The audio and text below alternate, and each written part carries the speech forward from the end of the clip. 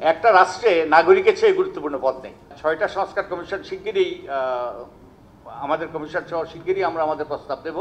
তো এরপরে বলটা কিন্তু অন্যদের কোর্টে, বল এখন তখন যাবে অন্যদের কোর্টে।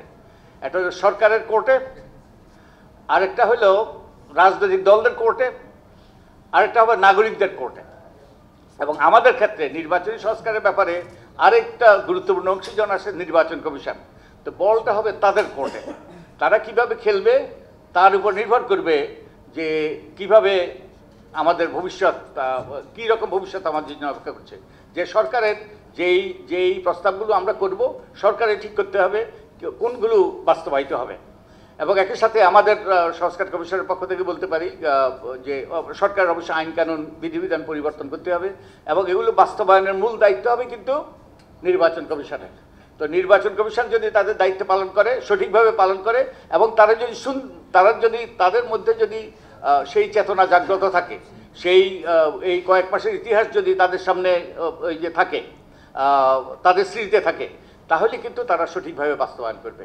আর রাজনৈতিক দল আমাদের সকলেই কিন্তু পরিবর্তন দরকার। আমরা গণতান্ত্রিক উত্তরণ চাচ্ছি, গণতান্ত্রিক উত্তরণের জন্য আমাদের সকলের মন মানসিকতা দৃষ্টিভঙ্গির পরিবর্তন দরকার, আমাদের আচরণে পরিবর্তন দরকার, যেভাবে আমরা কার্যক্রম পরিচালনা করতে যাচ্ছি সেক্ষেত্রে পরিবর্তন দরকার। তো আমাদের রাজনৈতিক দলগুলোর হলো গুরুত্বপূর্ণ অংশীজন।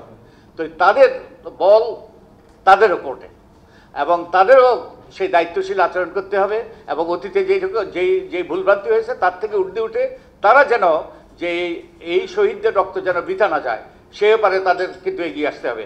আর জনগণ আমরা যারা প্রাণ দিয়েছে, রক্ত দিয়েছে, যারা ঝুঁকি নিয়েছে, জীবনের ঝুঁকি নিয়েছে, আমাদের কিন্তু ওই যে সজাগ ভূমিকা পালন করতে হবে। একটা রাষ্ট্রে নাগরিকের চেয়ে গুরুত্বপূর্ণ পদ নেই। No officer in a state is more important than that of citizens. নাগরিকটাই সবচেয়ে গুরুত্বপূর্ণ অংশীজন। তো নাগরিকটা যদি সজাগ থাকে, জাগ্রত থাকে, সোচ্চার থাকে, তারা যদি এই সংস্কারগুলোর পক্ষে যদি তারা অবস্থান নেয়, তারা যদি এটাকে জনদাবিতে পরিণত করে, জনগণকে সচেতন করে, তাহলে we have a fighting chance. তো আমার মনে হয় এই গুরুত্বপূর্ণ অংশীজনগুলো যে তাদের দায়িত্ব পালন করবে এবং এই ক্ষেত্রে অবশ্যই নাগরিক সমাজ, গণমাধ্যমের গুরুত্বপূর্ণ ভূমিকা আছে মানুষকে সজাগ করার ব্যাপারে, মানুষকে সচেতন করার ব্যাপারে। তো আমি আমার কথা শেষ করার আগে সবাইকে আহ্বান জানাবো, আমরা আমাদের অবস্থান থেকে যেন আমরা আমাদের দায়িত্ব কর্তব্য পালন করি, তাহলেই কিন্তু এই শহীদদের রক্ত বৃথা যাবে না এবং আমরা এই রক্ত বৃথা যেতে দিতে পারি না। আমরা দায়বদ্ধ, সেই দায় আমাদেরকে শোধ করতে হবে।